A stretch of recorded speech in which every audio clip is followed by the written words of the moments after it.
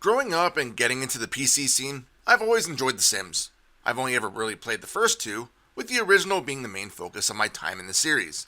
Fast forward to modern day, and we come across a game from the developers of another game that I spent quite a bit of time on, House Flipper.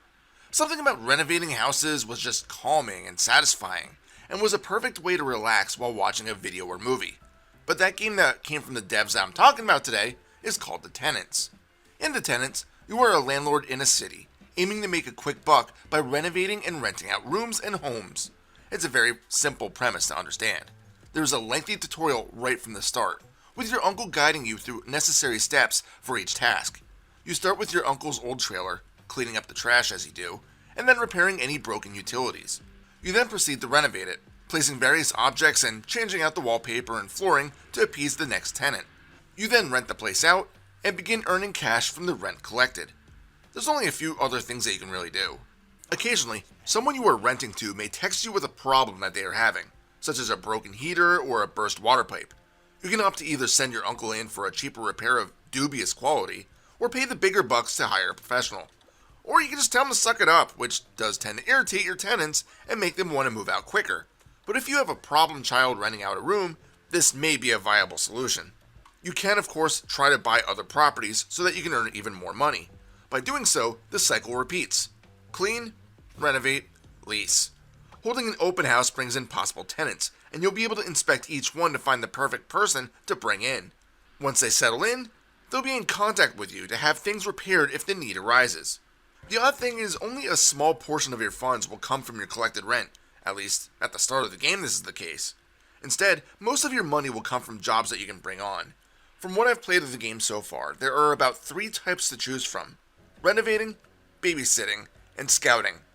Renovating jobs are just that.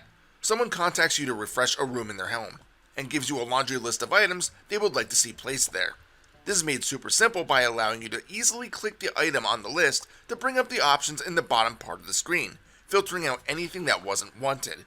You can do the same with the looks of the items, such as modern, posh, and vintage, among others. I should also mention that many items can be recolored by clicking the paintbrush, so that's a neat little touch. Keep in mind that each job has a budget, and if you go over this, the extra funds come out of your cash reserves. Babysitting involves having to watch another landlord's tenants while they are out of town. Like renovating jobs, they give you a budget, which means that if things break down, which they will, you won't have to pay out of pocket.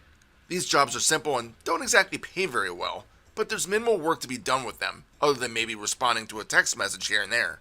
Finally, you may be given the task to find a new tenant for a landlord. They'll give you an ideal candidate, such as an age range, what career to be looking out for, and also sometimes ask you to check to see if they have any sort of negative remarks on a background check or renting history. Once you find someone, you can attempt to negotiate terms for the rent, and depending on how well you do, you'll be rated. Really, there's not much else to the game, which tends to be the biggest problem with the Tenants.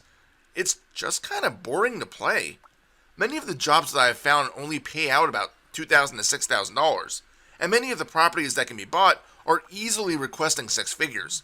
Sure, you can occasionally get lucky and find a fix-me-up for $50,000 or $60,000, but at the start of the game, if you do that, you'll be broke with almost no money left to actually renovate the place. So you're stuck doing repeated, mundane jobs while getting rent from the first renter in the trailer, who at one point had a friggin' drug lab in it. The game basically plays like The Sims if all you had was the building aspect to it.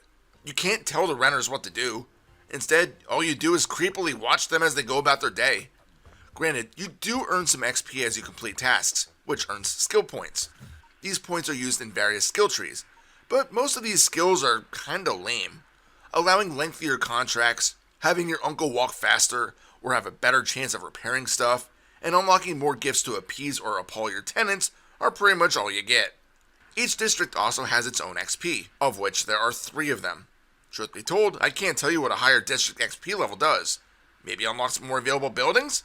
I don't know, and quite honestly, I don't care. At least there's a bit of humor in the game. Some of the conversations you have with the tenants can be chuckle-worthy, and on the title screen, there are constant vehicular accidents in the corner. Was this intentional, or is the city just abysmal for traffic? Either way, it had me laughing. In addition, the look of the game is fairly unique. The game goes for a low poly feel, with the people looking like slightly better PS1 models. It allows the game to run on even lower end PCs, and the scrolling of the world does remain smooth at all times. But again, even with that said, the Tenants just isn't very fun to play.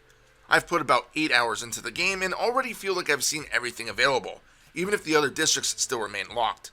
The jobs are bland and repetitive, it takes too long to really start purchasing your own properties, and the skill trees don't have any interesting stuff to unlock. Even the quote-unquote exotic contracts just exist to unlock objects that you probably won't care about. Sorry, but I'll be sticking with the Sims and House Flipper for my house renovating and landlording needs. Final score? 3 out of 7. This is Reaper. Happy fragging.